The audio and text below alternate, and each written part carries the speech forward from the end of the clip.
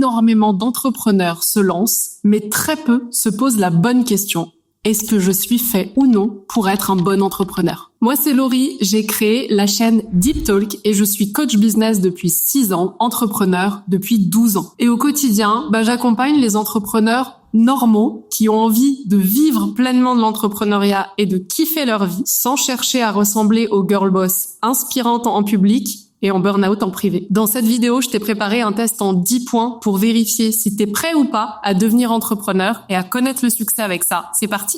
C'est évidemment possible que ce soit pas un grand oui à 100% pour chacun de ces 10 points, mais s'il y a plusieurs non catégoriques, c'est des choses qui doivent t'alerter et qui montrent que soit t'as pas les compétences, soit t'as tout simplement pas l'envie de devenir entrepreneur dans ce que ça représente dans sa réalité et pas dans l'illusion que tu nourris de l'entrepreneuriat. Il y a beaucoup de gens qui veulent entreprendre, qui ont envie de se lancer, mais qui sont pas prêts à accepter les règles du jeu et à payer le prix. Si tu coches pas au moins 7 de ces affirmations sur les 10, alors peut-être qu'avec un peu de chance, tu auras un business qui peut fonctionner, mais très probablement que tu ne kifferas pas ta nouvelle identité d'entrepreneur. Donc c'est parti, je vais te partager ce qu'ont compris les entrepreneurs qui ont réussi, que les entrepreneurs qui n'ont pas encore les résultats qu'ils veulent ont besoin de savoir. Premier point de ce test, tu peux recommencer 10 fois les tâches sans baisser les bras. Et cette forme de résilience, elle est indispensable à n'importe quel parcours d'entrepreneur. Parce que ce que tu vas créer aujourd'hui ne marchera peut-être pas demain.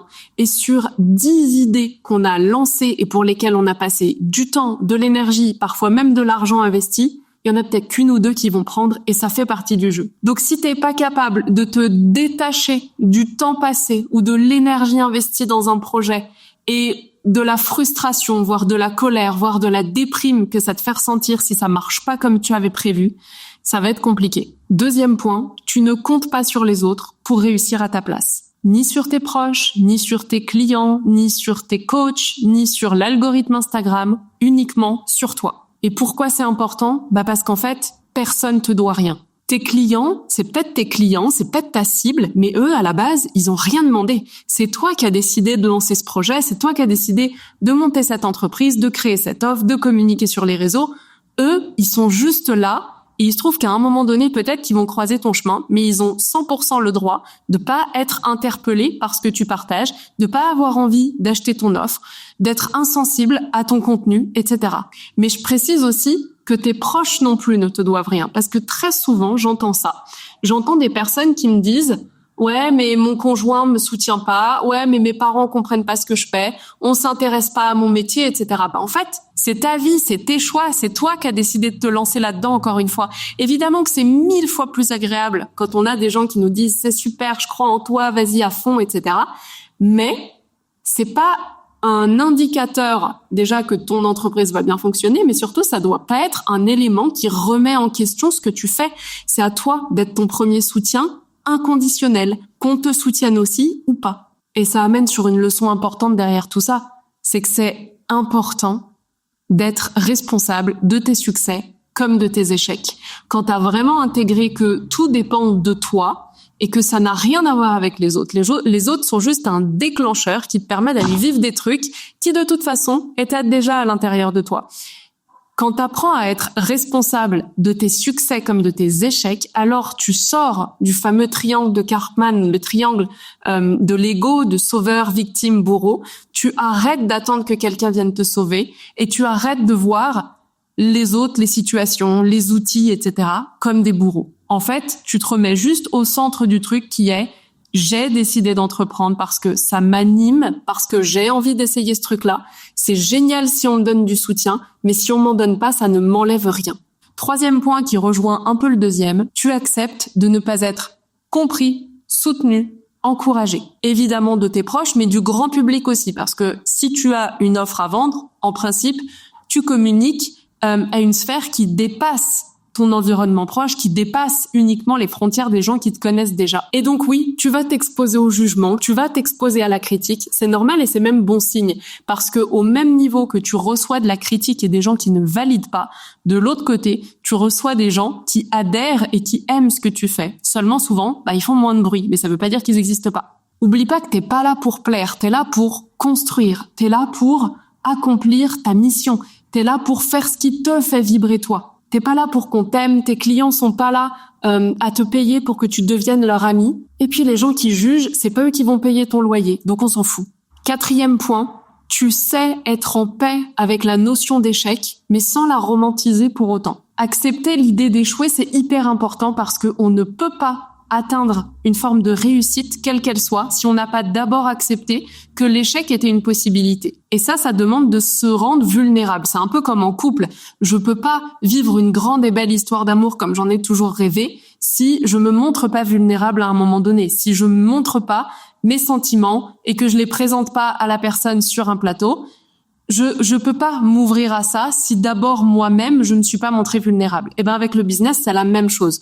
Je ne peux pas m'ouvrir à une forme de réussite de mon entreprise si j'ai pas accepté que l'échec était aussi une option et que l'échec est simplement une étape dans mon plan qui est souvent pas prévue parce que c'est pas comme ça que j'avais projeté les choses, mais ce n'est qu'une étape. Et si tu t'en sers comme d'une étape qui te permet d'aller à la suite, en fait, tu vas voir que l'échec, c'est pas si dramatique que ça. Par contre, on voit de plus en plus de discours faussement vulnérables sur les réseaux, des gens qui se mettent en scène en train de pleurer, en train de dire « ouais, j'y croyais plus, je sais pas ce qui m'est arrivé, etc. » Bon, ça sert à rien de romantiser l'échec non plus parce que échouer, c'est pas noble, c'est pas chouette, c'est pas génial, c'est pas agréable.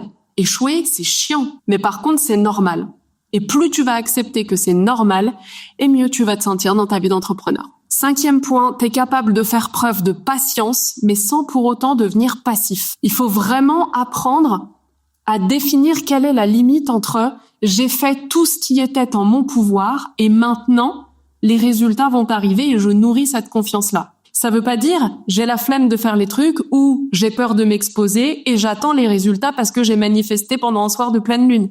Mais c'est trouver le bon tempo entre j'ai fait ce qu'il fallait et maintenant j'attends le moment de la récolte et pas j'arrête tout et je panique parce que je sais plus ce que j'ai à faire. Donc ne pas être passif dans les actions qu'on doit mettre en place, mais apprendre à être patient une fois qu'elles ont été faites. 6e point, tu ne refuses pas la complexité. Et j'irai même plus loin en disant, tu ne résistes pas à l'inconfort. T'as plus de chances de réussir dans l'entrepreneuriat si tu ne cherches pas la recette magique. Si tu veux apprendre, comprendre, piloter ta boîte, te planter, réussir, réessayer. Et si un jour, t'as perdu du temps parce que t'as refait 10 fois la même chose et qu'en fait ça a pris 3 heures au lieu des 10 minutes que t'avais prévu, ça fait partie du jeu. Donc arrête d'avoir le seum comme si c'était la faute de quelqu'un d'autre. C'est juste le process normal.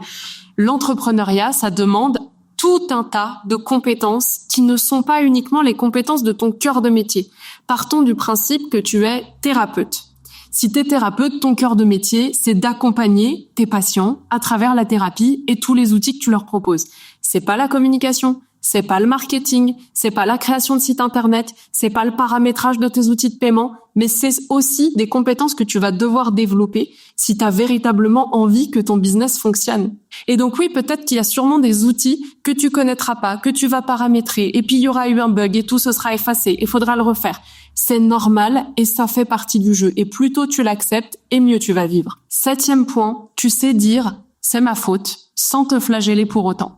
L'erreur, c'est pas un drame, c'est pas une fatalité, c'est pas un tabou. C'est quelque chose qui est normal et c'est même plutôt bon signe parce que quelqu'un qui ne ferait jamais d'erreur, c'est quelqu'un qui ne tente jamais rien et donc qui ne peut pas réussir dans l'entrepreneuriat. Savoir dire c'est ma faute, ça veut dire reconnaître sa part de responsabilité, reconnaître que si ça n'a pas bien fonctionné, c'est probablement parce que je n'ai pas bien fait tel ou tel truc ou je ne l'ai pas fait ou alors je l'ai fait mais il y avait des raisons qui n'étaient pas alignées avec tout le reste. Mais il y a une différence entre dire je reconnais que c'est de ma faute et c'est de ma faute, je suis vraiment nulle, je ne mérite pas, non. Ça sert à rien, c'est complètement stérile. Et si t'as compris un petit peu comment ça marche l'entrepreneuriat, tu sais que ça va te demander du temps et de l'énergie. Ce temps et cette énergie, tu peux pas à la fois les passer à construire ton business pour qu'il ait une chance de fonctionner et à te flageller et à passer du temps à ressasser des trucs qui de toute façon appartiennent déjà au passé. 8e point, tu sais faire les choses sans avoir besoin de motivation pour les faire. Parce qu'autant te le dire tout de suite, la motivation, elle va pas être là tous les jours. L'énergie, la motivation, l'inspiration, c'est du bonus. C'est pas la condition qui doit être là pour que tu puisses faire les choses. L'inspiration, elle te tombe pas dessus comme ça par magie. L'inspiration, parfois, elle se provoque en te mettant sur une page blanche et en te disant « Ok, maintenant, je dois trouver 10 idées de contenu à créer pour ma cible. » Et c'est pas en attendant une lumière divine qui arriverait et qui te dirait « Tiens, voilà une source d'inspiration » que ton business va avancer. Et si tu comptes là-dessus, il y a de fortes chances pour qu'il avance par cycle, par vague, et que ces cycles-là ne soient pas totalement synchro avec tes objectifs et avec tes besoins matériels de chiffre d'affaires à faire rentrer tous les mois. La discipline, c'est bien supérieur à la motivation. Donc, apprends à te discipliner et pour ça et pour t'assurer de rester aligné, reconnecte toujours tes actions du quotidien avec la grande vision vers laquelle tu as envie d'avancer. 9e point, tu fais de ton ego un outil et pas un frein. On dit que l'ego, c'est un très bon serviteur et un très mauvais maître, et je suis vraiment d'accord avec cette phrase. L'ego, il va venir te titiller à tout un tas de moments, et c'est normal. Parce que très souvent, quand on se lance dans le business, on a l'impression que c'est un peu notre bébé, c'est une extension de nous. Donc si quelqu'un dit non, il me dit non à moi. Si quelqu'un critique, il me critique moi.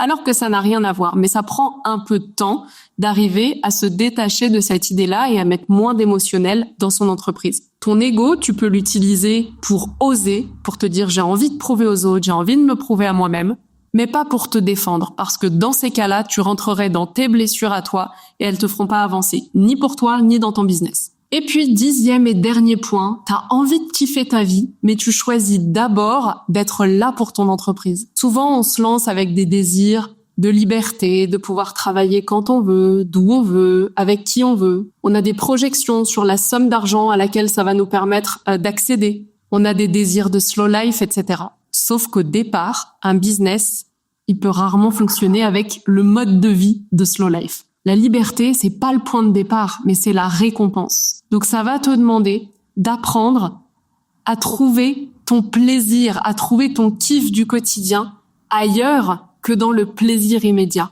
Et plus tu vas accepter de te détacher de ce plaisir immédiat-là qui va venir te satisfaire ponctuellement, et plus tu as de chances que ton entreprise, elle fonctionne bien sur le long terme. Dis-moi dans les commentaires combien de points tu valides, combien de points tu te dis « Ok, je suis ok avec ces règles du jeu ».